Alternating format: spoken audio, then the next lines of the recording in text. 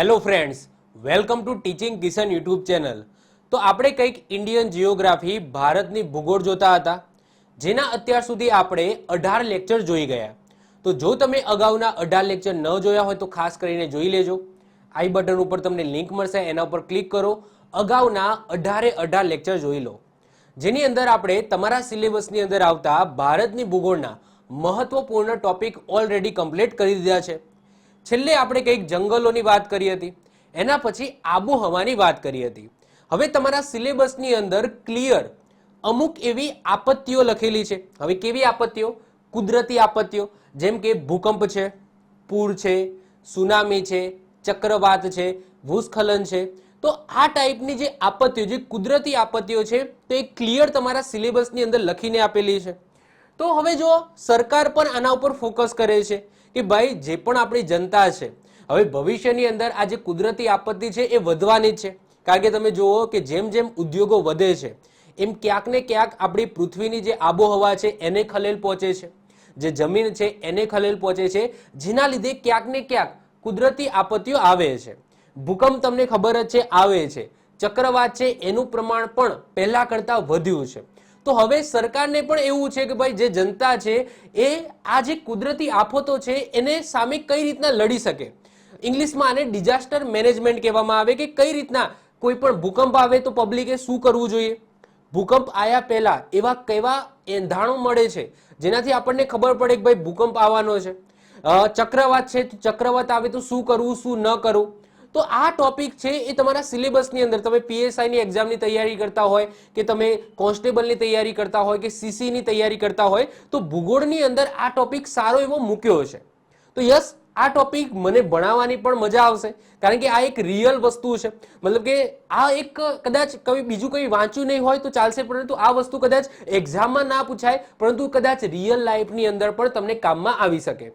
તો યસ, ભારતની ભૂગોળના આ લેક્ચર નંબર 19ની અંદર અને 19 થી કદાચ આવનારા 2-3 લેક્ચરની અંદર આપણે કુદરતી આપત્તિઓની વાત કરવાની છે, જેમાં આજના લેક્ચરની અંદર આપણે ભૂકંપની વાત કરીશું. તો આ કુદરતી આપત્તિનો પાર્ટ 1 છે, જેની અંદર આપણે વાત કરવાની છે ભૂકંપની, જેને બધા આપણે ધરતીકંપ પણ કહીએ છીએ. તો મતલબ શું, ભૂકંપ આપણે કોને કહીશું તો એ જોઈએ.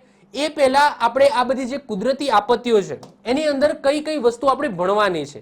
ઇવન હું આમાંથી જે અમુક વસ્તુ છે એ જ ભણાવીશ, કારણ કે બધી ઇમ્પોર્ટન્ટ નથી. બીજી વસ્તુ કે અમુક એવી છે જે તમને ખબર જ છે, એ ડીપમાં ભણવાની જરૂર નથી. જેમ કે વીજળી છે, હવે વીજળી કેમ થાય છે બધાને ખબર છે. હવે વીજળી છે એને ભણવાની જરૂર નથી, બધાને ખબર છે.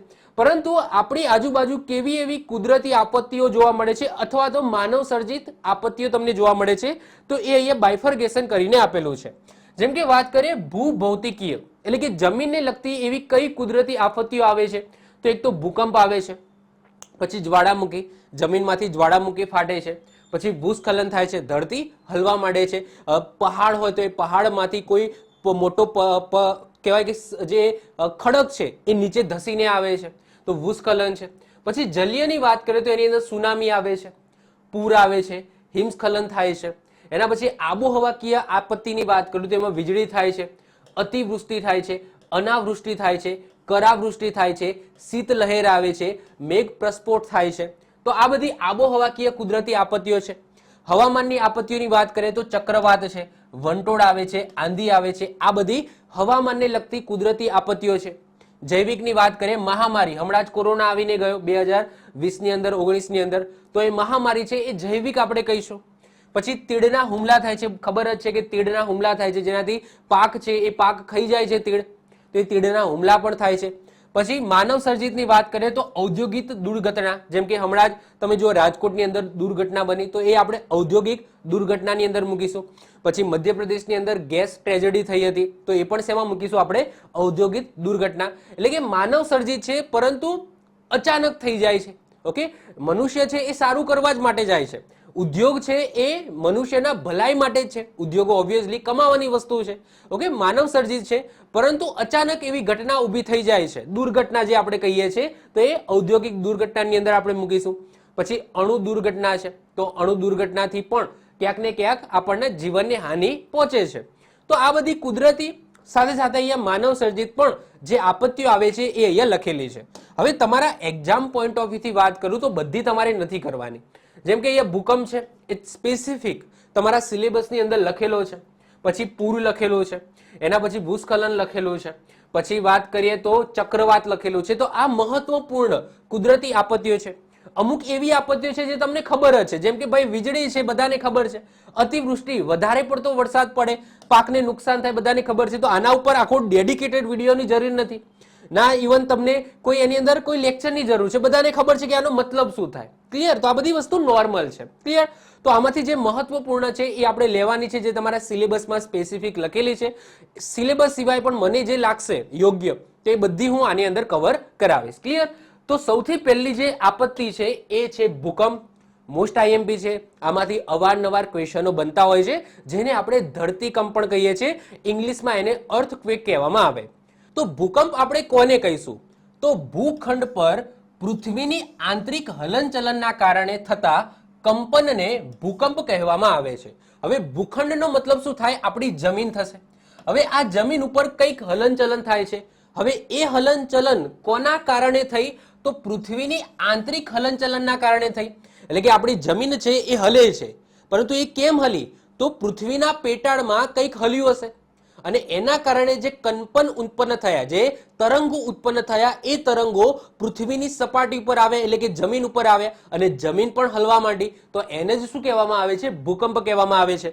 હવે આ એવું અંદર શું થયું એ હમણાં આપણે જોઈએ છે. કેવા તરંગો ઉત્પન્ન થયા એ પણ હમણાં જોઈએ છે. પરંતુ એક સિમ્પલ ડેફિનેશન આપી કે પૃથ્વીના પેટાળમાં કંઈક હલનચલન થાય છે અને એ હલનચલનના કારણે કંઈક એવું થાય છે જેના કારણે કંઈક તરંગો નીકળે છે અને એ તરંગો પૃથ્વીની સપાટી ઉપર આવે છે, એટલે કે જમીન ઉપર આવે છે અને જમીન પણ હલવા માંડે છે અને એને જ શું કહેવામાં આવે છે? ભૂકંપ કહેવામાં આવે છે. આ સિમ્પલ લેંગ્વેજમાં મેં તમને કીધું. હવે આ ભૂકંપના અભ્યાસને શું કહેવામાં આવે છે, અથવા તો ભૂકંપના અભ્યાસ કરતા વિજ્ઞાનને શું કહેવામાં આવે છે? તો સિસ્મોલોજી કહેવામાં આવે. આ એક્ઝામની અંદર પૂછાઈ જાય એવો ક્વેશ્ચન છે કે તમે ભૂકંપનો અભ્યાસ કરો, કે ભાઈ ભૂકંપ કેમ થાય છે, કેવા તરંગો નીકળે છે, બહુ ડીપમાં અભ્યાસ કરો. તો એવા વિજ્ઞાનને શું કહેવામાં આવે છે? તો સિસ્મોલોજી કહેવામાં આવે છે.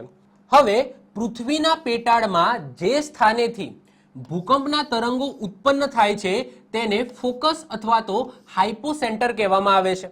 હવે પૃથ્વીના પેટાળની અંદર જે જગ્યાએ હલનચલન થયું, જેનાથી તરંગો નીકળ્યા, જે જગ્યાએથી તરંગો નીકળ્યા અને પૃથ્વીની સપાટી ઉપર આવ્યા, તો જે જગ્યાએ પૃથ્વીના પેટાળમાં જે જગ્યાએથી તરંગો નીકળે છે અથવા તો હલનચલન થાય છે, તો એ જગ્યાને શું કહેવામાં આવે છે? ફોકસ અથવા તો હાઇપોસેન્ટર કહેવામાં આવે છે.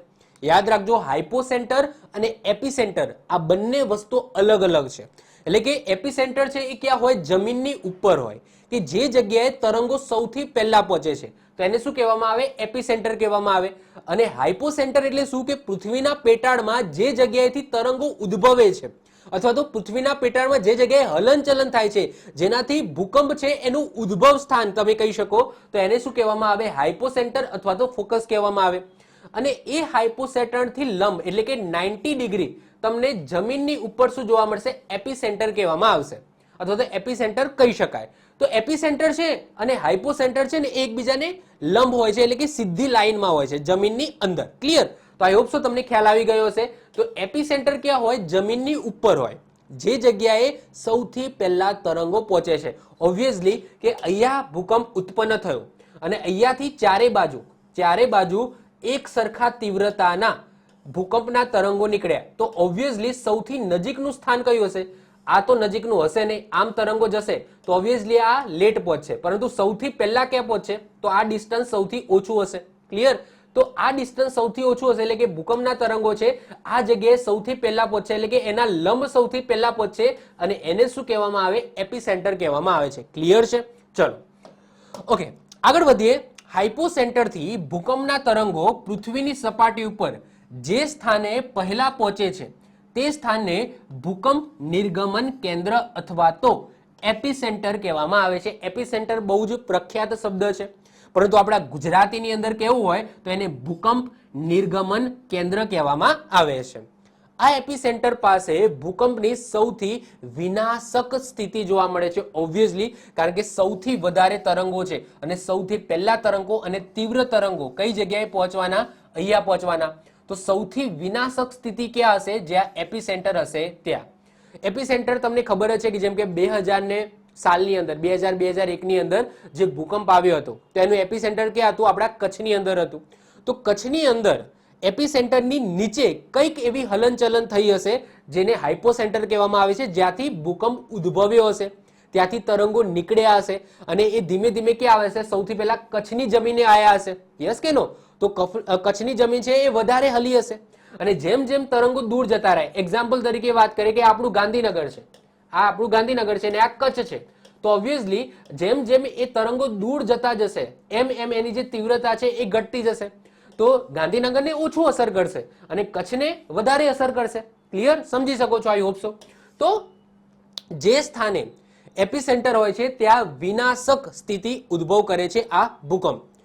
ભૂકંપના કેન્દ્રથી દૂર જતા તેની તીવ્રતા ઘટતી જાય છે. સિમ્પલ છે કે એના કેન્દ્રથી તમે દૂર જાઓ એમ એમ એની તીવ્રતા છે એ ઘટતી જાય છે. ઓકે, હવે નેક્સ્ટ વાત કરીએ કે ભૂકંપને માપવા માટેનું યંત્ર. આપણે ભૂકંપને કઈ રીતના માપી શકીએ? ક્લિયર? તો ભૂકંપને પણ આપણે માપી શકીએ અને એના માટેનું જે યંત્ર હોય છે એને શું કહેવામાં આવે છે? તો એને કહેવામાં આવે છે સિસ્મોમીટર. શું કહેવામાં આવે છે? સિસ્મોમીટર. અને એ સિસ્મોમીટર શું બનાવશે? તો ભૂકંપના તરંગોનો અભ્યાસ કરીને સિસ્મોગ્રાફ તૈયાર કરશે. તો યાદ રાખજો, એક્ઝામની અંદર પૂછાય કે કયા યંત્ર વડે ભૂકંપના તરંગોને માપી શકાય છે અથવા તો એનો ગ્રાફ તૈયાર કરી શકાય છે, તો આન્સર શું આવશે? સિસ્મોમીટર આવશે. અને આ સિસ્મોમીટર શું તૈયાર કરશે? તો સિસ્મોગ્રાફ છે એ તૈયાર કરશે. અહીંયા બાજુમાં ઇમેજ પણ આપેલી છે, તો અહીંયા ઇમેજ તમે જોઈ શકો છો. આ એક યંત્ર હશે. આ યંત્ર શું કરશે કે જેમ જેમ ભૂકંપો આવશે ને તો એની જે તરંગ છે, ઓકે, એની તીવ્રતા છે એ આ રીતના માપશે. અને આ એક તમે કહી શકો કે એક વ્હાઈટ કાગળ પણ તમે કહી શકો. તો એના ઉપર જેમ આપણા શ્વસન કરીએ છીએ તો આ રીતના પેલા જે નથી હોતા તરંગો આ રીતના, ઓકે, તો એવું જ અહીંયા એ આમ બતાવશે. ક્લિયર? તો આવું એક સરસ મજાનું યંત્ર છે જેને સિસ્મોમીટર કહેવામાં આવે છે અને આ જે દોર્યું ને એને, તો આને શું કહેવામાં આવે છે? સિસ્મોગ્રાફ કહેવામાં આવે છે. ક્લિયર? ચાલો નેક્સ્ટ વાત કરીએ કે ભૂકંપને માપવા માટે બે માપક્રમ મપાય છે, એટલે કે શેની અંદર માપી શકાય. એક્ઝામ્પલ તરીકે ભાઈ ગતિ છે, એ ગતિ માપવા માટેનું યંત્ર અલગ હોય, પરંતુ એ ગતિ શેમાં માપવામાં આવે? એટલે તમે કહી શકો એકમની વાત કરી છે. એટલે કે જો ભૂકંપને માપવા માટે બે માપક્રમ, એટલે કે અહીંયા એકમ છે, એકમ વપરાય છે. તો ભૂકંપની તીવ્રતા છે એ શેમાં માપવામાં આવે છે? તો રિક્ટર સ્કેલની અંદર માપવામાં આવે છે. ઓકે, રિક્ટર સ્કેલની અંદર માપવામાં આવે છે. જ્યારે ભૂકંપની વ્યાપકતા માપવી હોય, એટલે કે કેટલા દૂર એના તરંગો ગયા એ તમારે માપવું હોય તો એના માટે પણ એક અલગ સ્કેલ, એક એકમ તમે કહી શકો એ હોય છે Mercalli scale. Okay, Mercalli scale. તો આ ક્વેશ્ચન પણ પૂછાય. તો જો આ યંત્ર છે અને એ યંત્રના માધ્યમથી એની તીવ્રતા અને એની વ્યાપકતા માપી શકાય. તીવ્રતા છે એ શેમાં માપવામાં આવે છે? તો રિક્ટર સ્કેલમાં માપવામાં આવે છે. જ્યારે વ્યાપકતા છે એ શેમાં માપવામાં આવે છે? તો મર્કેલી સ્કેલની અંદર માપવામાં આવે છે. ખ્યાલ આવે છે? આઈ હોપ સો આવતો હશે. ફરીથી એક લાઈનમાં રિપીટ કરું છું કે ભૂકંપ છે એ ભૂકંપને તમારે માપવું હોય તો એ માપવા માટે જે યંત્ર વપરાય છે, આ યંત્ર છે એનું નામ છે સિસ્મોમીટર. અને સિસ્મોમીટર શું બનાવશે? તો સિસ્મોગ્રાફ બનાવશે. અહીંયા તમે જોઈ શકો છો. હવે આ સિસ્મોમીટર શું કરશે? તો બે વસ્તુ માપશે. એક તો ભૂકંપની તીવ્રતા પણ માપશે, સાથે સાથે ભૂકંપની વ્યાપકતા માપશે. હવે તીવ્રતા છે એ કયા એકમમાં માપશે? તો રિક્ટર સ્કેલની અંદર. જ્યારે વ્યાપકતા છે એ કયા એકમમાં મપાય? તો માર્કેલી સ્કેલની અંદર માપવામાં આવે છે. ઓકે, તો મર્કેલી સ્કેલની અંદર માપવામાં આવે છે. ક્લિયર છે? આઈ હોપ સો તમને ખ્યાલ આવી ગયો હશે. અહીંયા તમે જોઈ શકો છો મેગ્નિટ્યુડ આપેલા છે ભૂકંપના, એટલે કે 1 ની તીવ્રતાનો, 2 ની તીવ્રતાનો, 3 ની તીવ્રતાનો, 4 ની તીવ્રતાનો, 5 ની, 6 ની, 7 ની, 8 ની, 9 ની, 10 ની આ તીવ્રતાના આપેલા છે. એટલે કે તમે જુઓ કે 1 ની તીવ્રતાનો આવે ને, સમજી લો કે જ્યાં હું ઊભો છું એના એક્ઝેક્ટ નીચે 1 ની તીવ્રતાનો ભૂકંપ આવ્યો તો મને ખબર જ નહીં પડે. કારણ કે મારા ઘરની કોઈ વસ્તુ પણ હલશે નહીં, મને ખબર પણ નહીં પડે. ઇવન મારા કોફી ગ્લાસ પડેલો હશે તો એ કોફી છે એની અંદર પણ એવું કોઈ હલશે નહીં જેનાથી મને ખ્યાલ આવે કે ભાઈ કંઈક ના કંઈક એક ખાલી ને ખાલી શેની અંદર આવશે? તો આ યંત્રની અંદર આવશે. એના પછી જો 2 ની તીવ્રતાનો આવશે અને 2 ની અને 3 ની તીવ્રતાનો આવશે તો આજે મારા સમજી લો કોઈ છોડ મૂકેલો હશે તો એ હલશે. પછી 3 ની તીવ્રતાનો આવશે તો એટલો બધો હલશે કે એ ટેબલ ઉપરથી નીચે પણ પડી જાય. 4 ની તીવ્રતામાં તમે જોઈ શકો છો કે ઘણો બધો આવશે, એ નીચે પડીને તૂટી જશે. બીજી બધી વસ્તુ જે કબાટ છે એના દરવાજા ખુલી જશે. 5 ની તીવ્રતાનો આવે તો આખું ઘર છે એ હલવા માંડશે.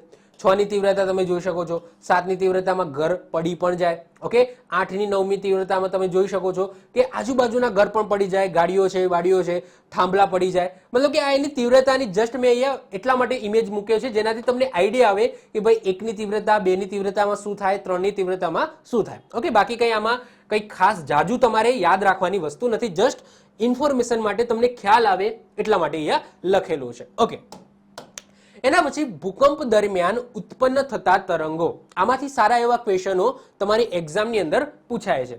તો મેં વાત કરી એમ કે ભૂકંપ છે એ ભૂકંપનું ઉદ્ભવ સ્થાન ક્યાં હશે? તો જમીનની અંદર હશે. તો જે જગ્યાએ જમીનની અંદર હલનચલન થાય છે તો ત્યાંથી ક્યાંક ને ક્યાંક તરંગો નીકળતા હશે. ઓબ્વિયસલી તરંગો નીકળતા હશે અને એ તરંગો ક્યાં આવતા હશે? પૃથ્વીની ઉપર આવતા હશે. અને એ તરંગો જ શું કરે છે કે ભૂકંપ આપણા જમીન ઉપર લાવે છે. ક્લિયર? તો અહીંયાથી જે તરંગો નીકળે છે તો એ કયા કયા તરંગો નીકળે છે અને એમાંથી આપણે શું શું યાદ રાખીશું? તો ભૂકંપના તરંગોની વાત કરીએ તો નોર્મલી એ જે સેન્ટર છે, હાઇપો સેન્ટર છે, ત્યાંથી 4 પ્રકારના અલગ અલગ તરંગો નીકળે છે, જેમાંથી 3 તરંગો તમારી પુસ્તકોની અંદર આપેલા છે. વધારે યાદ પણ નથી રાખવાના. 3 મહત્વપૂર્ણ તરંગો છે જે તમારે ખાસ યાદ રાખવાના છે. એમાં સૌથી પહેલા છે પી તરંગો. પી તરંગો, પી નો મતલબ થાય પ્રાઇમરી તરંગો. અને આ પ્રાઇમરી તરંગો છે ને એ સૌથી પહેલા એપિસેન્ટર પાસે પહોંચે છે. હાઇપોસેન્ટર થી એપિસેન્ટર પાસે સૌથી પહેલા કયા તરંગો આવે છે? તો પી તરંગો આવે છે. પી તરંગો યાદ રાખજો, ભૂકંપ લઈને આવતા નથી. ઓકે, પી તરંગોના કારણે આપણી જમીન હલતી નથી, પરંતુ સૌથી પહેલા કયા તરંગો આવી જાય છે? પી તરંગો આવી જાય છે. સ્પીડની વાત કરીએ તો આ પી તરંગોની સ્પીડ કેટલી હોય છે ખબર છે? 8 કિલોમીટર પ્રતિ સેકન્ડની સ્પીડ હોય છે. 8 કિલોમીટર પ્રતિ સેકન્ડની સ્પીડ હોય છે. અને આ જે પી તરંગો છે એ ઘન અને પ્રવાહી બંને માધ્યમની અંદર ગતિ કરી શકે છે. જો કોઈ ઘન પદાર્થ આવશે એની વચ્ચે તો એમાંથી પણ પસાર થઈ જશે, કોઈ પ્રવાહી પદાર્થ આવશે તો એમાંથી પણ પસાર થઈ જશે. તો ઘન અને પ્રવાહી બંનેની અંદર ગતિ કરે છે આ પી તરંગો. હવે આ પી તરંગો કેવા હોય છે? તો સીધા હોય છે. એટલે કે અહીંયાથી હાઇપોસેન્ટર છે, અહીંયા એપિસેન્ટર છે, તો અહીંયાથી આ રીતના તરંગો આવશે સીધા. મતલબ કે તરંગો નોર્મલી તમને કેવું ખ્યાલ હશે કે તરંગ છે એ આમ આવે, પરંતુ યાદ રાખજો પી તરંગો આ રીતના સીધા આવે છે. આ રીતના અહીંયા તમે દેખાય છે તો આવા તરંગો આવે છે સીધે સીધા. ક્લિયર? તો પી તરંગો આ રીતના સીધા આવે છે, અહીંયા તમે જોઈ શકો છો. અહીંયા પી તરંગો છે, આ પી તરંગનું ઇમેજીસ પણ મૂકેલી છે. તો અહીંયા તમે જો આ એપિસેન્ટર છે અને અહીંયા ક્યાંક શું હશે? હાઇપોસેન્ટર હશે. તો અહીંયાથી જે તરંગો નીકળશે, હવે પૃથ્વીના પેટાળમાં તમને ખબર હશે તો અહીંયા લાવા છે. ઓકે, લાવા આવશે, પછી અહીંયા લિક્વિડ ફોર્મ, જે લાવા છે એ લિક્વિડ ફોર્મમાં હશે, અને એના પછી જે પૃથ્વીનું જે પેટાળ હશે, જે સેન્ટર હશે એ ઘન છે. તો આ ઘન છે અને આ પ્રવાહી છે. એ ક્લિયર લખું છું, આ ઘન છે, આ પૃથ્વી છે, આ પૃથ્વીમાં આ ઘન છે, સેન્ટર છે, આ પ્રવાહી છે. હવે આ એપિસેન્ટર છે અને એના નીચે શું હશે? હાઇપોસેન્ટર હશે. અને એ હાઇપોસેન્ટરમાંથી ચારે દિશામાં ઓબ્વિયસલી તરંગો એવું નહીં હોય કે ખાલી ઉપર જ આવશે. પૃથ્વીના પેટાળની અંદર પણ એ તરંગો તો જવાના છે ચારે બાજુ. યાદ રાખજો, ચારે બાજુ એનું વિભાજન કરશે. એટલે કે એક્ઝામ્પલ તરીકે વાત કરું કે આ શું છે? હાઇપોસેન્ટર છે. તો અહીંયા ભૂકંપ ઉદ્ભવ્યો તો ચારે બાજુ જશે. પૃથ્વીના પેટાળની અંદર પણ એ તરંગો જવાના આ રીતના. ઓકે, આ રીતના ચારે બાજુ સરખી તીવ્રતાના આ રીતના તરંગો જવાના છે. ક્લિયર? તો જો પૃથ્વીના પેટાળની અંદર પ્રવાહી જે મેઘમાં આપણે કહીએ છીએ, લાવા કહીએ છીએ, એ પણ રહેલો છે. અને એનું જે સેન્ટર છે એ ઘનનું બનેલું છે. હવે આ વસ્તુ છે ને હું ફિઝિકલ જીઓગ્રાફી છે એની અંદર ચલાવીશ, પરંતુ એઝ ઓફ નાવ આવું તમે ખાલી યાદ રાખો.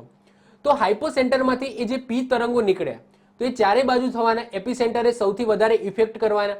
ધીમે ધીમે પૃથ્વીની સપાટી પર આ પણ જવાના. જેમ કે અહીંયા કચ્છ છે, એપિસેન્ટર માની લો કે કચ્છ છે, તો ગાંધીનગર ઓબ્વિયસલી ક્યાંક અહીંયા હશે, ક્યાંક હશે ને, અહીંયા ગાંધીનગર હશે, કારણ કે પૃથ્વી આ રીતના ગોળ છે. તો આ રીતના એ તરંગો છે એ પ્રસરવાના, આ રીતના પ્રસરવાના, ધીમે ધીમે ધીમે ધીમે પ્રસારવાના.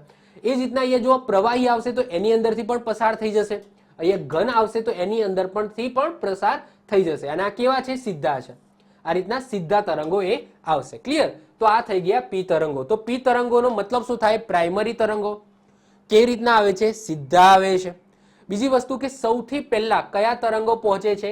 પી તરંગો પહોંચે છે. સાહેબ પી તરંગો ભૂકંપ લાવે તો ના, એ ભલે પહેલા પહોંચી જતા હોય પરંતુ એના કારણે જમીન ઉપર ભૂકંપ થતો નથી.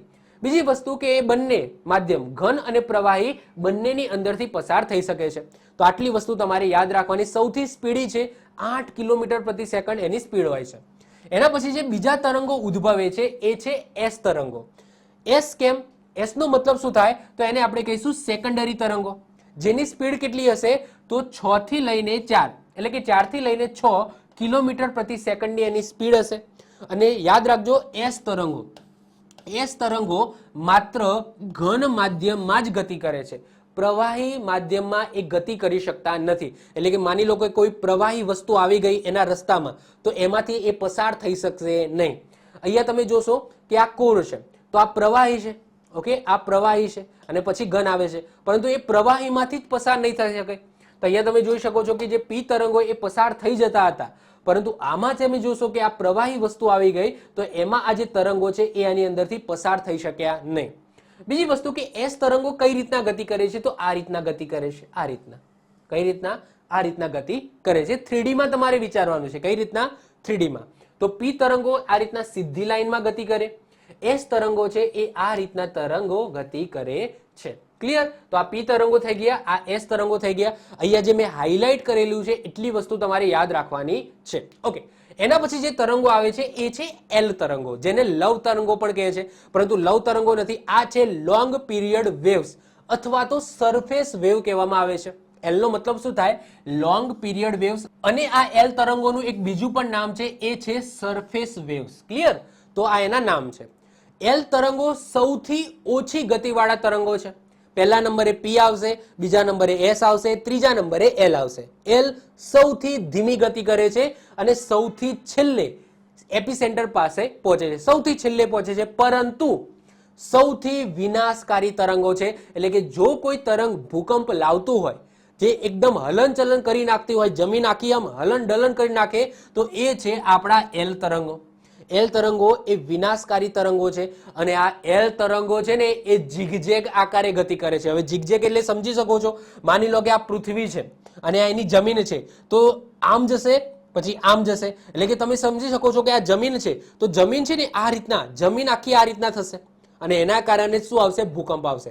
તો ભૂકંપ કેમ આવે છે? એલ તરંગોના કારણે. અને એલ તરંગો તમે અહીંયા એરા તમે જોઈ શકો છો કે આ એલ તરંગો છે. તો એલ તરંગો પહેલા આમ જશે, પછી આમ જશે, પછી આમ જશે અને આમ જશે. તો જે રીતના તરંગો જશે ને એ રીતના આપણી જમીન પણ આમ હલશે, આ રીતના હલશે. માની લો કે તરંગો ખાલી આમ જતા હોય તો આપણી જમીન પણ આમ જાય, પરંતુ આ ઝિગઝેગ આ કરે છે. એટલે કે આમ જાય, આમ જાય, આમ જાય, આમ જાય, આમ જાય, અને એના કારણે આખી જમીન આ રીતના હલે છે અને એના કારણે જ આપણને ભૂકંપનો અનુભવ થાય છે. તો એક્ઝામની અંદર પૂછાય કે કયા તરંગોના કારણે આપણને ભૂકંપનો અનુભવ થાય છે? તો એલ તરંગના કારણે, જે સૌથી છેલ્લે એપિસેન્ટર પાસે પહોંચે છે અને બહુ જ ધીમા હોય છે. ક્લિયર? તો એનું નામ શું છે? લોંગ પીરિયડ વેવ્સ અથવા તો સરફેસ વેવ. ઓકે, તો જો એક્ઝામની અંદર પૂછાય તો આ રીતના 3 તરંગો છે જે હાઇપોસેન્ટર પાસેથી નીકળે છે, એટલે કે જે જગ્યાએ ભૂકંપ ઉદ્ભવ સ્થાન છે ત્યાંથી નીકળે છે. પી તરંગો, એસ તરંગો અને એલ તરંગો. પી ને પ્રાઇમરી તરંગો કહેવામાં આવે, એસ ને સેકન્ડરી તરંગો કહેવામાં આવે અને એલ ને શું કહેવામાં આવે? લોંગ પીરિયડ વેવ્સ કહેવામાં આવે.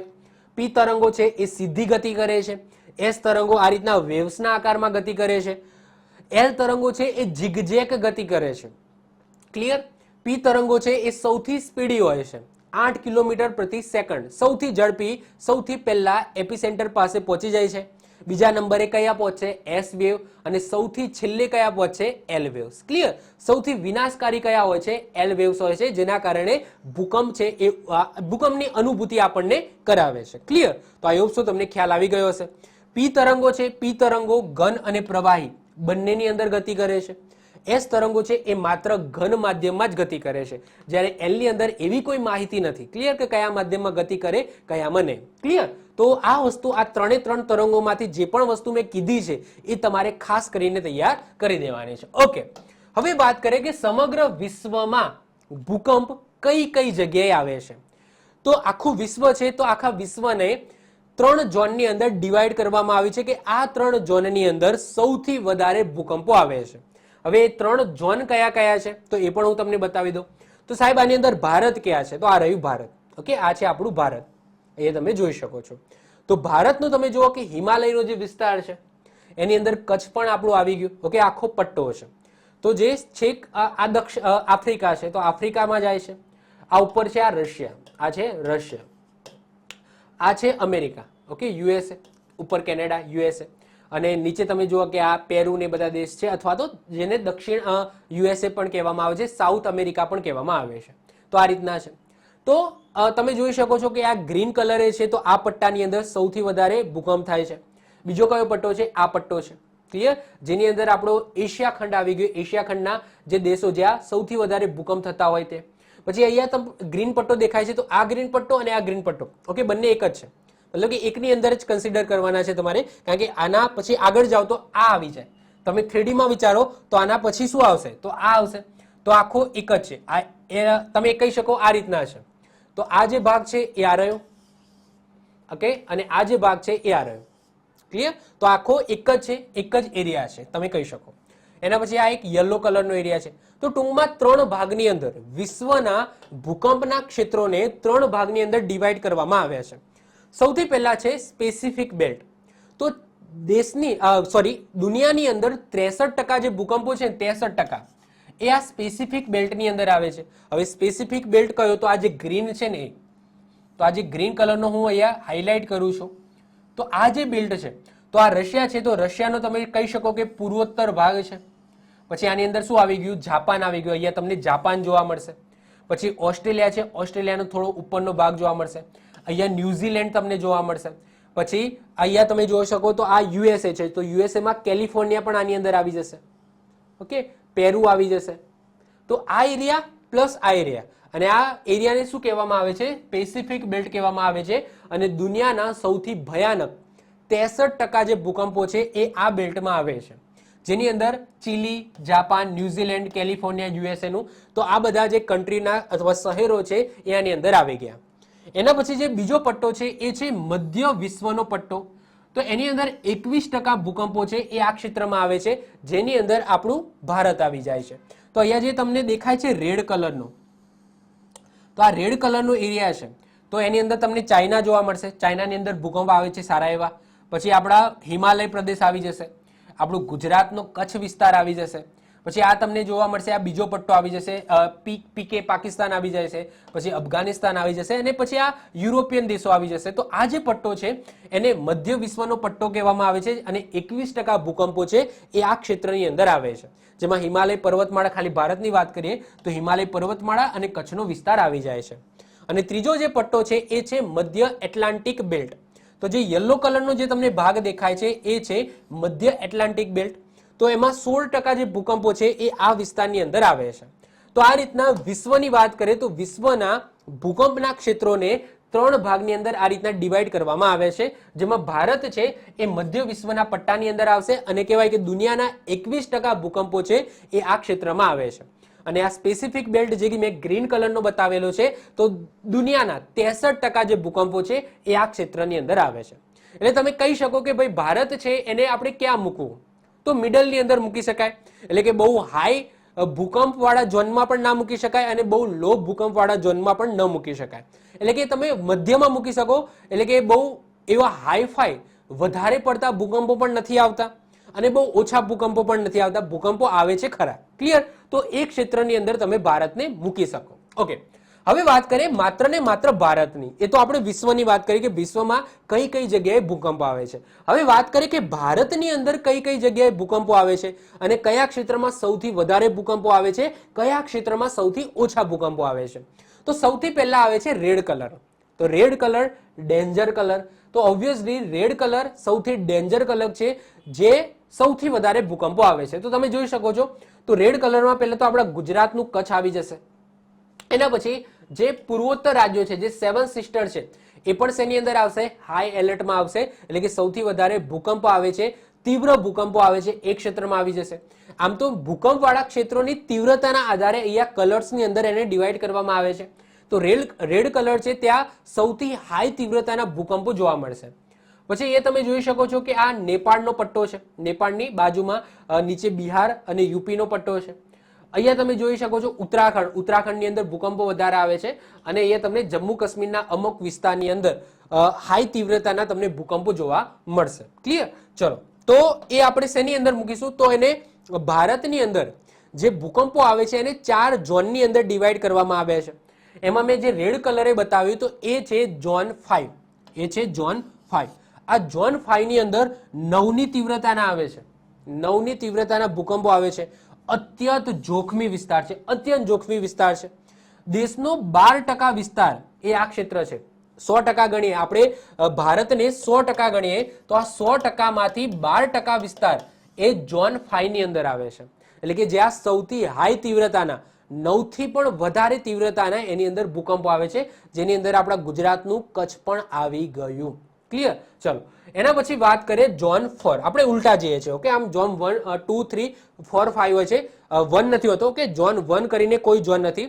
આ રીતના 4 જ ઝોન છે, 2 3 4 અને 5. 2 3 4 અને 5. એમાં 5 આપણે જોઈ લીધા. હવે 4 ઉપર આવો. 4 એટલે કયો? તો કેસરી કલર. તો એ જે કેસરી કલર દેખાય છે ને, આ રહ્યો, જેમાં સિક્કિમ આવી ગયું, યુપી બિહારનો જે ઉત્તરનો ભાગ આવી ગયો, એના પછી most of the Jammu Kashmir આવી ગયું, હિમાચલ પ્રદેશ આવી ગયું, પછી અહીંયા તમે જોઈ શકો છો કે દિલ્હી ને બધું આવી ગયું.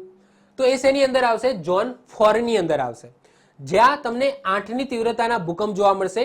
અને એ જોખમી વિસ્તારમાં, અત્યંત જોખમી વિસ્તાર નહીં કહીશું, પરંતુ જોખમી વિસ્તારની અંદર તો આવે છે. દેશના 18% જે વિસ્તાર છે ને એ શેમાં આવે છે?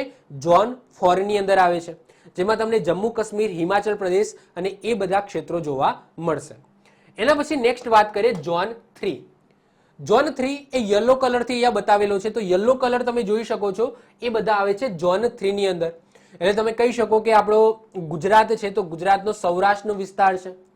એના પછી તમે કહી શકો તળ ગુજરાતનો વિસ્તાર છે. એના પછી તમે નીચે આવી જાઓ તો મહારાષ્ટ્ર છે. એના પછી તમે જુઓ કે કેરળ અને કર્ણાટક છે, એનો દરિયા કિનારો તમે પકડી લો. આ બાજુ તમે જાઓ તો અહીંયા બિહાર છે, યુપીનો અમુક ક્ષેત્ર છે. પછી એ તમે જાઓ તો પશ્ચિમ બંગાળ છે. તો એ બધા શેની અંદર આવશે? ઝોન 3 ની અંદર આવશે, જ્યાં તમને 7 ની તીવ્રતાના ભૂકંપ જોવા મળશે.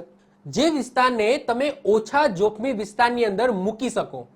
દેશના 27% વિસ્તાર એ શેની અંદર આવે છે? ઝોન 3 ની અંદર આવે છે, જેમાં મેં વાત કરી એમ કેરળ છે, ગોવા છે, પછી લક્ષદ્વીપ ટાપુ છે, ગુજરાત છે, મધ્યપ્રદેશ છે. એ બધા શેની અંદર આવે છે? ઝોન 3 ની અંદર આવે છે. એના પછી વાત કરીએ ઝોન 2. સૌથી ઓછો જોખમી વિસ્તાર, અથવા તો જ્યાં નહિવત પ્રમાણમાં અથવા તો બહુ જ ઓછી તીવ્રતાના ભૂકંપ આવતા હોય, તો એ છે ઝોન 2. જે કયા કલરથી બતાવેલો છે? તો અહીંયા તમે જોઈ શકો છો, આસમાની કલરથી બતાવેલો છે. ઓકે, સ્કાય બ્લુ કલરથી બતાવેલો છે. તો મોસ્ટ ઓફ ધ કયો એરિયા આવશે? તો રાજસ્થાનનો સારો એવો એરિયા આવી જશે, મધ્યપ્રદેશનો સારો એવો એરિયા આવી જશે. પછી એ તમે જોઈ શકો કર્ણાટકનો સારો એવો એરિયા આવી જશે, આંધ્રપ્રદેશ છે, તેલંગાણા છે, એની અંદર આવી જશે. અહીંયા તમે જો ઓડિશા આવી જશે. તો એ શેની અંદર આવશે? ઝોન 2 ની અંદર આવશે, જેમાં 6 અથવા 6 થી પણ ઓછી તીવ્રતાના ભૂકંપ જોવા મળે છે. અત્યંત ઓછો જોખમી વિસ્તાર છે અને દેશનો 43% એટલે કે સૌથી મોટો વિસ્તાર છે એ ઓછા જોખમી વિસ્તારની અંદર આવે છે. જ્યારે સૌથી વધારે જોખમી વિસ્તારમાં ભારતનો કેટલો એરિયા છે? તો યાદ રાખજો, 12% છે. જ્યાં હાઈ મેગ્નિટ્યુડનો શું આવે છે? ભૂકંપ આવે છે. તો આ રીતના આપણા ભારતને ભૂકંપના પોઈન્ટ ઓફ વ્યૂથી 4 ઝોનની અંદર ડિવાઈડ કરવામાં આવે છે. ઝોન 2, ઝોન 3, ઝોન 4 અને ઝોન 5. ક્લિયર? તો આ રીતના 4 ઝોનમાં ડિવાઈડ કરવામાં આવે છે, જેમાં ઝોન 2 એ સૌથી ઓછો જોખમી વિસ્તાર, જેમાં ઓછા મેગ્નિટ્યુડના તમને ભૂકંપ જોવા મળશે. 6 થી પણ ઓછા મેગ્નિટ્યુડના આવે છે. જ્યારે સૌથી જોખમી વિસ્તાર, જ્યાં 9 થી પણ વધારે મેગ્નિટ્યુડના ભૂકંપ આવે છે, એ ઝોન 5 ની અંદર મૂકવામાં આવ્યા છે. ક્લિયર? ઓકે. એના પછી નેક્સ્ટ છે મોસ્ટ આઈએમપી, ભૂકંપ થવાના કારણો. આ વસ્તુ તમારે સમજવાની છે કે એકચ્યુઅલી ભૂકંપ કેમ થાય છે. કારણ કે સ્ટાર્ટિંગની અંદર જ મેં બતાવી દીધું કે ભાઈ હાઇપો સેન્ટર છે, આ હાઇપો સેન્ટરથી ભૂકંપ છે એનો ઉદ્ભવ થાય છે. ઓકે, ત્યાંથી ઉદ્ભવે છે અને એ એપી સેન્ટર પાસે પહોંચે છે. પરંતુ એ હાઇપો સેન્ટરની અંદર એવું તો શું થાય છે કે એવું તો હલનચલન કેમ થાય છે જેના કારણે ભૂકંપ ઉદ્ભવે છે? તો એના ઘણા બધા કારણો હોઈ શકે છે. જેમ કે સૌથી પહેલું જ કારણ છે ભૂકંપ પ્લેટોને ખસવાથી. તમને બધાને ખબર છે કે પહેલા છે જે ઇન્ડિયા છે એ અલગ ભૂમિ ભાગ હતો, અને એ પછી ઉપર જે એશિયા ખંડ, એશિયા તો નહીં પરંતુ જે રશિયાની જે પ્લેટ છે, રશિયન પ્લેટ, ત્યાં અથડાયો હતો અને એના કારણે બધાને ખબર છે હિમાલય બન્યું. તો જે જગ્યાએ બે પ્લેટો અથડાઈ તો આજે પણ ક્યાંક ને ક્યાંક એનું ઘર્ષણ થતું હશે, આ રીતના એ પ્લેટો છે એ હલતી હશે અને એના કારણે એ વિસ્તારની અંદર તમને ખબર જ છે હિમાલય વિસ્તારની અંદર સૌથી વધારે ભૂકંપ પણ તમને જોવા મળે છે. તો અહીંયા એ જ લખેલું છે, પહેલું તો કારણ એ જ હોઈ શકે કે ભૂકંપ પ્લેટો છે એના ખસવાથી. એના પછી બીજું કારણ શું હોઈ શકે? તો પૃથ્વીના પેટાળમાં ઉચ્ચ તાપમાન અને દબાણના કારણે જ્વાળામુખી પ્રસ્ફોટન થાય. જમીનની અંદર ઉચ્ચ તાપમાન, એકદમ તાપમાન કોઈક કારણોસર વધી જાય અને દબાણના કારણે જે જ્વાળામુખી છે એનું પ્રસ્ફોટન થાય, એના કારણે પણ ભૂકંપ આવી શકે છે. પછી ખડકોના ધોવાણના કારણે કોઈક જગ્યાએ ઓબ્વિયસલી કે કોઈ ખડક છે એ ખડકનું એક ધારું ધોવાણ થાય છે, તો ઓબ્વિયસલી ત્યાંથી જે કહી શકો કે ત્યાંથી જે જમીનનો ભાગ છે એ ધોવાયો અને એના કારણે જ કોઈક ના કોઈક વખતે પૃથ્વીના પેટાળમાં કંઈક હલનચલન થઈ તો એના કારણથી પણ ભૂકંપ આવી શકે છે. પછી પૃથ્વી પરનું કેટલુંક પાણી ભૂગર્ભમાં ઉતરે છે અને પૃથ્વીના પેટાળની આંતરિક ગરમીને લીધે પાણીનું વરાળમાં રૂપાંતરણ થાય છે. હવે જો તમને બધાને ખબર છે કે ઘન પદાર્થ છે એ ઓછી જગ્યા રોકે એઝ કમ્પેર ટુ પ્રવાહી પદાર્થ. પ્રવાહી પદાર્થ છે એ ઓછી જગ્યા રોકે એઝ કમ્પેર ટુ વાયુ.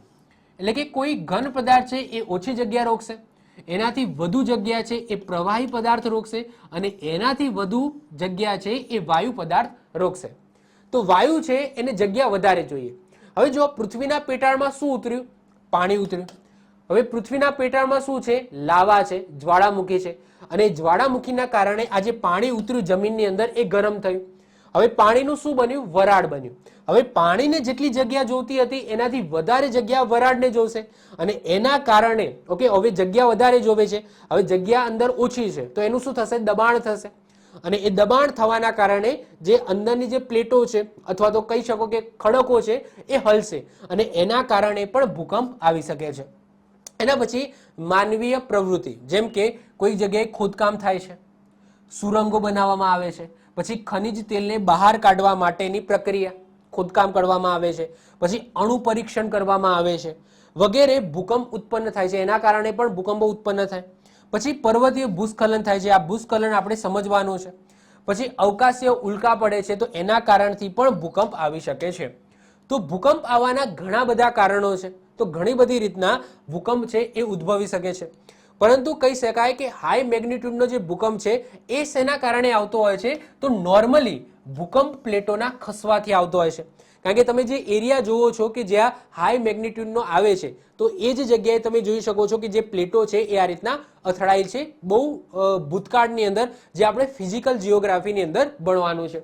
તો એજ ઓફ નાઉ આવા બધા ક્વેશ્ચનો તો તમારા ઓબ્વિયસલી એમસીક્યુમાં પૂછાવાના નથી, પરંતુ આ બધી વસ્તુ જો તમારે થિયરિકલી લખવાની હોય જીપીએસસી 1-2 ની અંદર અથવા તો તમારે કોઈ બીજી એક્ઝામમાં મેન્સ આપવાની હોય તો આ બધા કારણો છે એ તમે લખી શકો છો. ઓકે, એના પછી ભૂકંપની ભવિષ્યવાણી. શું આ પોસિબલ છે? મતલબ કે ભૂકંપ આવ્યા પહેલા શું આપણને ખબર પડી જાય કે ભૂકંપ આવવાનો છે? શું આપણે ભૂકંપની ભવિષ્યવાણી કરી શકીએ છીએ? તો ઘણા બધા એવા પોઈન્ટ છે જેને ધ્યાનમાં રાખીએ તો આપણને ભૂકંપ આવ્યા પહેલા જ ભૂકંપની જાણકારી મળી શકે છે. એવા કયા કારણો છે અથવા તો એવા કયા પોઈન્ટ છે જેને આપણે ધ્યાનમાં લઈએ તો આપણને ખબર પડી જાય પહેલેથી જ કે ભૂકંપ આવવાનો છે? તો સૌથી પહેલા તો ભૂકંપ પહેલા જ પી તરંગોને સિસ્મોગ્રાફથી ઓળખીને આપણે ભૂકંપની અંદાજો લગાવી શકીએ કે ભાઈ ભૂકંપ આવવાનો છે. હવે આગળ આપણે તરંગો જોઈ ગયા, એમાં મેં તમને પહેલા જ કીધું હતું કે પી તરંગો છે એ સૌથી પહેલા એપિસેન્ટર પાસે પહોંચી જાય છે. હવે માની લો કે આપણે જે જગ્યાએ સૌથી વધારે ભૂકંપ આવતા હોય તે આપણે સિસ્મોમીટર છે એ ગોઠવેલા છે. હવે ભૂકંપ જ્યાં આવવાનો છે તો સૌથી પહેલા કયા તરંગો આવી જશે? પી તરંગો આવી જશે અને જે ભૂકંપ લાવતા તરંગો કયા છે? એ એલ તરંગો છે જે સૌથી છેલ્લે આવશે. તો જો પી તરંગો છે પહેલા આવી ગયા અને એને આપણે નોંધી દીધું આ સિસ્મોમીટરની અંદર તો આપણને ખબર પડી જશે કે ભાઈ પી તરંગો આવ્યા છે તો પાછળને પાછળ એસ તરંગો આવશે અને એની પાછળને પાછળ એલ તરંગો આવશે જે ભૂકંપ લાવશે. તો પી તરંગોને આપણે ઓળખીને નોંધીને આપણે અંદાજો લગાવી શકીએ છીએ કે અહીંયા શું આવશે? ભૂકંપ આવશે. તો પહેલું કારણ તો આ થઈ ગયું, કારણ નહીં પોઈન્ટ થઈ ગયું. એના પછી ભૂકંપ પહેલા જમીનમાંથી રેડોન ગેસનું ઉત્સર્જન થાય છે. આ યાદ રાખજો, તમારી એક્ઝામની અંદર પૂછાઈ જાય કે જે જગ્યાએ ભૂકંપ આવવાનો હોય ને ત્યાંથી એક ગેસ બહાર આવે છે, એ છે રેડોન ગેસ. એક્ઝામની અંદર આવું પૂછાય કે ભૂકંપ આવવાનો હોય એ જગ્યાએ સૌથી પહેલા શું બહાર આવે છે? તો રેડોન ગેસ છે એ બહાર આવે છે, એનું ઉત્સર્જન વધી જાય છે. આ ગેસના ઉત્સર્જનને ધ્યાનમાં રાખીને ભૂકંપોના આવવાની ચેતવણી આપણે મેળવી શકીએ છીએ. એ તમે જોઈ શકો છો. તો આ જે જગ્યાએ ભૂકંપ આવવાનો છે તો ત્યાંથી સૌથી પહેલા આ રેડોન ગેસ છે એ નીકળશે. તો આ રેડોન ગેસ જ્યાંથી નીકળે છે એને આપણને ખબર પડી જાય કે આ જગ્યાએથી રેડોન ગેસ છે એની માત્રા વધી ગઈ છે, તો એનાથી પણ આપણે અંદાજો લગાવી શકીએ કે અહીંયા ભૂકંપ આવવાનો છે. એના પછી મોટા ભૂકંપ આવતા પહેલા જે જીવજંતુઓ છે એ પોતાના દરમાંથી બહાર નીકળી જાય છે અને કૂતરા છે એ ચોક્કસ પ્રકારનો અવાજ કરે છે. કૂતરાઓને, પ્રાણીઓને પહેલા ખબર પડી જાય છે, આપણને ખબર છે, આવું સાંભળ્યું પણ હશે કે ભાઈ કૂતરાઓ છે એને પહેલા ખબર પડી જાય છે કે ભૂકંપ આવવાનો છે અને રડવા માંડે છે અથવા તો બૂમો પાડવા માંડે છે. તો ભૂકંપ આવ્યા પહેલા કૂતરાઓ છે એ ચોક્કસ પ્રકારનો અવાજ કરે છે અને જીવજંતુઓ છે એ જે જગ્યાએથી ભૂકંપ આવવાનો છે જે જગ્યાએ, તો ત્યાંથી દરમાંથી એ જીવજંતુઓ બહાર આવી જાય છે. તો આ પણ એક સંકેત તમે કહી શકો છો. પછી ભૂકંપ પહેલા ભૂમિભાગના ખસવાથી મોટા ભૂમિ ખડકોમાં તિરાડો પડી જાય છે અને આ તિરાડોમાં ભૂજળ પ્રવેશી જાય છે, જે ભૂજળ ખડકોને ઉપરની તરફથી ઉઠાવી દે છે. તો આ પણ એક સંકેત છે કે ભાઈ જે જગ્યાએ ભૂકંપ આવવાનો હોય તો સૌથી પહેલા ત્યાંની જમીન છે એ ફાટશે, તિરાડો પડશે અને એમાં પાણી જશે અને એ પાણી જવાના કારણે એ જે જગ્યાએથી એ પાણી ગયું છે તો ત્યાંની જે જમીન છે એને ઊંચી કરી દેશે, ઓકે, ઉઠાવી દેશે. તો એ પણ એક સંકેત છે. તો આ બધા જે સંકેતો છે, આ બધા પોઈન્ટો છે એને ધ્યાનમાં રાખીને આપણે ભૂકંપ છે એ આવવાનો છે એનો અંદાજો લગાવી શકીએ છીએ. એના પછી વાત કરીએ છેલ્લે કે અત્યાર સુધી ભારતની અંદર કયા કયા મેગ્નિટ્યુડના કઈ કઈ જગ્યાએ ભૂકંપો આવેલા છે. તો સૌથી પહેલા 1819માં આપણા ગુજરાતના ભુજની અંદર 8ની તીવ્રતાનો ભૂકંપ આવ્યો હતો. એના પછી 1885માં કાશ્મીરના સોપોરની અંદર 7ની તીવ્રતાનો ભૂકંપ આવ્યો હતો. એના પછી 1997માં મેઘાલયના શિલોંગની અંદર 8.7ના તીવ્રતાનો ભૂકંપ આવ્યો હતો. 1905માં હિમાચલ પ્રદેશના કાંગાની અંદર 8ની તીવ્રતાનો ભૂકંપ આવ્યો હતો. આ બધા ડેટા તમારે યાદ રાખવાના નથી, ઓકે, ગોખતા નહીં. 1934માં જસ્ટ ઇન્ફોર્મેશન માટે છે. 1934માં બિહાર નેપાળની સીમા ઉપર 8.3ની તીવ્રતાનો ભૂકંપ આવ્યો હતો. 1950માં અરુણાચલ પ્રદેશ આસામની સીમા ઉપર 8.5ની તીવ્રતાનો આવ્યો હતો. 1967ની અંદર કોઈના મહારાષ્ટ્રની અંદર 6.5ની તીવ્રતાનો ભૂકંપ આવ્યો હતો.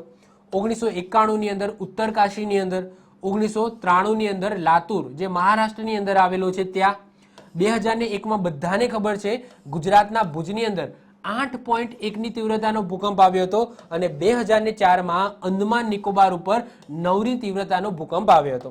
તો આ કંઈક ડેટા છે જે ભારતની અંદર જે હાઈ મેગ્નિટ્યુડના ભૂકંપ આવેલા છે એનો છે. તમારે આમાંથી કઈ યાદ રાખવાની જરૂર નથી, ઓકે. તો આ સાથે ભૂકંપ, ધરતીકંપ, અર્થક્વેક અહીંયા પૂર્ણ થાય છે. તો અર્થક્વેક, ભૂકંપમાંથી આટલી માહિતી તમારે યાદ રાખવાની છે. અહીંયા મેં જે પણ હાઇલાઇટ વસ્તુ કરેલી છે એ ખાસ યાદ રાખજો. હું જેમ કહું છું કે આ વસ્તુ યાદ રાખજો તો એ વસ્તુ તમારે ખાસ યાદ રાખવાની છે. એમાંથી એક્ઝામની અંદર ક્વેશ્ચન પૂછાઈ શકે છે. ક્લિયર? તો આ સાથે ભૂકંપ પૂરો થાય છે. જો વિડીયો ગમે તો વિડીયોને લાઈક કરી દો, મિત્રો સાથે શેર કરી દો. જો તમે આ ચેનલ ઉપર પહેલી વખત આવી ગયા હોય અને મને પહેલી વખત સાંભળતા હોય તો આવા જ વિડીયો જોવા માટે મને સબસ્ક્રાઇબ કરી દેજો, મારી ચેનલને સબસ્ક્રાઇબ કરી દેજો અને બાજુમાં બેલ આઇકન હશે એને પણ દબાવી દેજો, જેથી કોઈ નવો વિડીયો અપલોડ કરું તો એની નોટિફિકેશન તમને મળતી રહે અને તમારો કોઈ પણ વિડીયો મિસ ના થાય. તો મળીશું નેક્સ્ટ લેક્ચરમાં. બાય, ઓલ ધ બેસ્ટ, જય હિન્દ, જય ભારત.